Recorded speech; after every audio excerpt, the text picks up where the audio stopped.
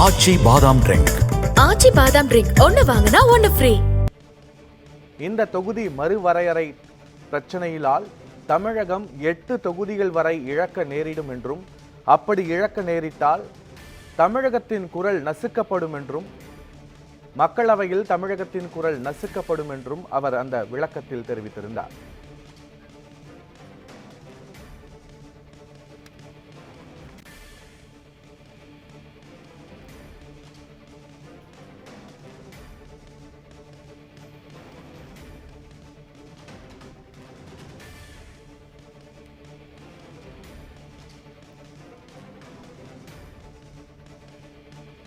இது தொடர்பாக தங்களுடைய கருத்துக்களை பகிர்ந்து கொள்வதற்காக கான்ஸ்டன்ட் ரவீந்திரன் இணைந்திருக்கிறார்.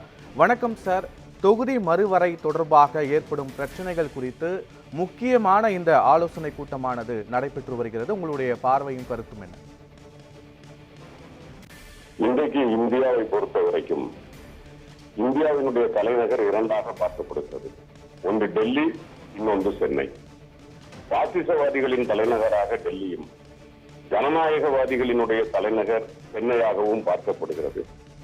இந்த மாதிரியான பாசிசத்திற்கும் ஜனநாயகத்திற்கும் எதிரான யுத்தத்தில் ஜனநாயக யுத்தத்திற்கு தலைமை தாங்குகிற தளபதி மு.க.ஸ்டாலின் அவர்களினுடைய இந்த முயற்சிக்கு இந்தியா முழுக்க இருக்கக்கூடியவர்களில் ஜனநாயகத்திற்காக குரல் கொடுக்கக்கூடியவர்கள், சமத்துவத்திற்காக குரல் கொடுக்கக்கூடியவர்கள், சமூக நீதிக்காக குரல் கொடுக்கக்கூடிய தலைவர்கள் எல்லாம் இன்றைக்கு ஒன்று சேர்ந்திருக்கிறார்கள்.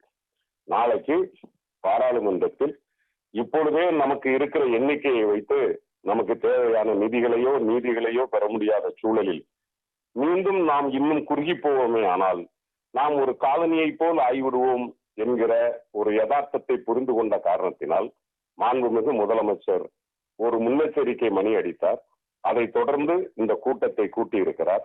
ஏறத்தாழ 3 முதலமைச்சர்கள், ஒரு துணை முதலமைச்சர், இதை தாண்டி இன்னும் 6 மாநிலங்களில் இருந்து அழைத்த சகோதரர்கள், அழைப்பு கிடைக்காத சகோதரர்கள் என இதற்கு வலிமை சேர்ப்பதற்காக சென்னை வந்து சேர்ந்திருக்கிறார்கள்.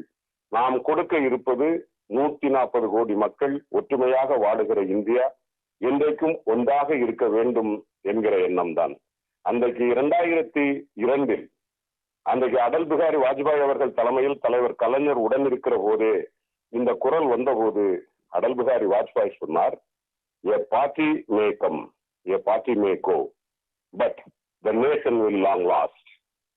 கட்சிகள் வரலாம் போகலாம், ஆனால் இந்தியா என்றைக்கும் இருக்க வேண்டும் என்ற ஒரு உன்னத நோக்கத்தை அன்றைக்கு அடல் பிகாரி வாஜ்பாய் அவர்கள் பேசுவதற்கு காரணமாக தலைவர் கலைஞர் இருந்தார். நானும் நம்புகிறேன் மிக விரைவில் மோடியும் அதே வார்த்தைகளை வழிமுறையக்கூடிய வகையில் வலிமையான போராட்டத்தை மாண்புமிகு முதலமைச்சர் தளபதி மு.க.ஸ்டாலின் தலைமையில் இந்தியா எடுக்கும், இந்தியா வெல்லும். இணைப்பில் வந்து உங்களுடைய கருத்துக்களை பதிவு செய்தமைக்கு நன்றி சார்.